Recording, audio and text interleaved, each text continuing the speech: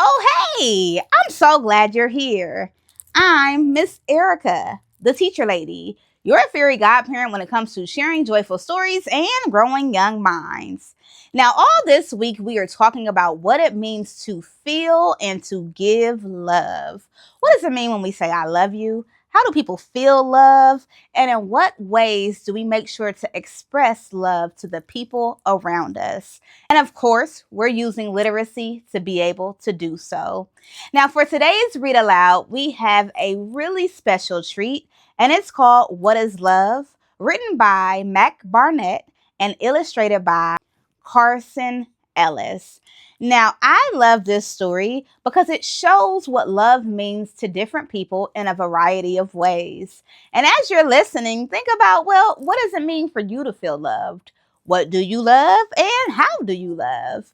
We're going to be doing so much on this lesson this week. And to the grown-ups watching, be sure to check out the behind the book review of this book after this episode.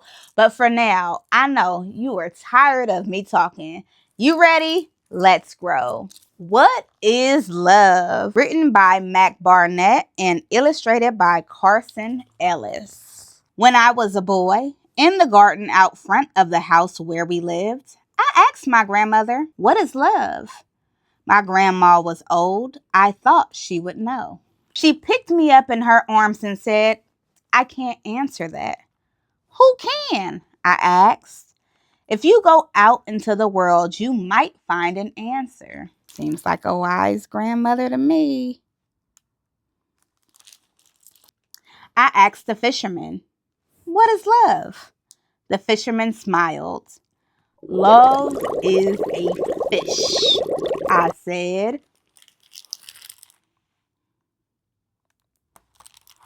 It glimmers and splashes just out of reach. And the day that you catch it, if you know what you're doing, you give it a kiss and throw it back in the sea. But I don't like fish, I said. They're slimy and taste bad, and they have creepy eyes. The fisherman smiled. You don't understand.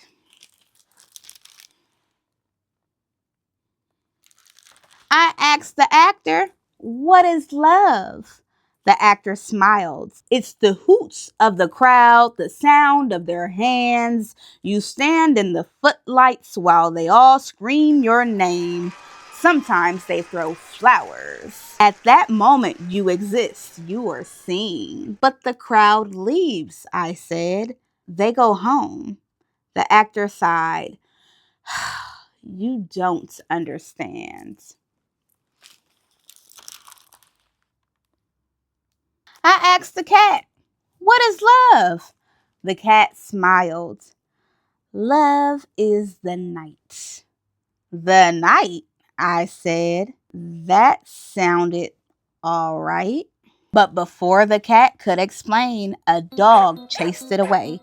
Wait, I said, stop. What is love? The dog looked back and said, this.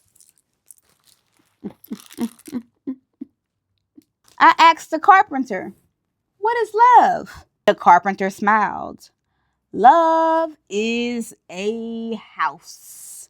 A house? You hammer and saw and arrange all the planks. It wobbles and creaks and you alter your plans.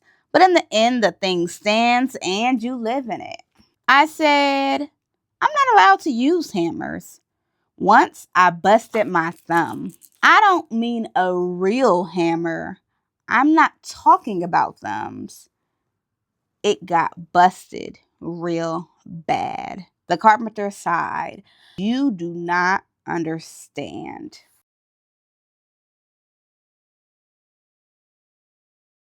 But the farmer told me love is a seed.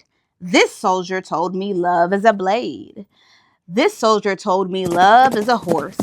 But the cart driver said, no, it's a donkey. A sports car, a donut, a lizard, a ring. The first snow of winter, a maple in summer. A grizzly bear, this pebble right here. These are all things people told me love is. What is love to you?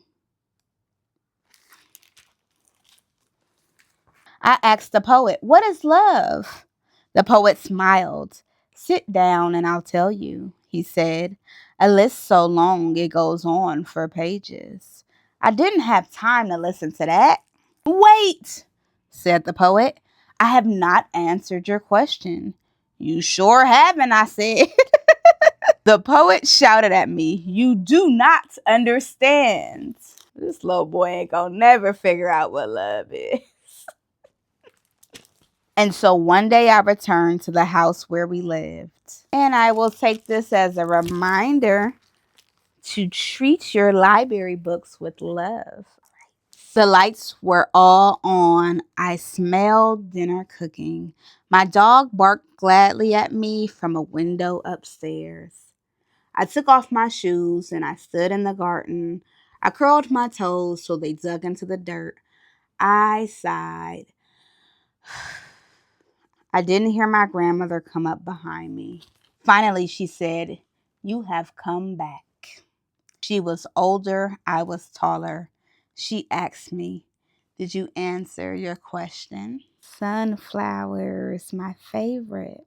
I picked her up in my arms. I smiled. I said, yes.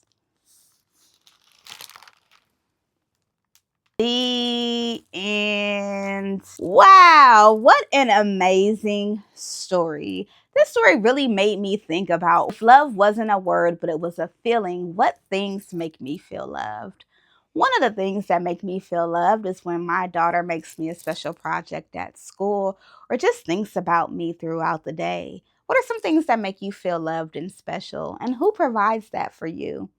And how do you make other people feel loved and make them feel special? This book really showed me that love means something different for everyone.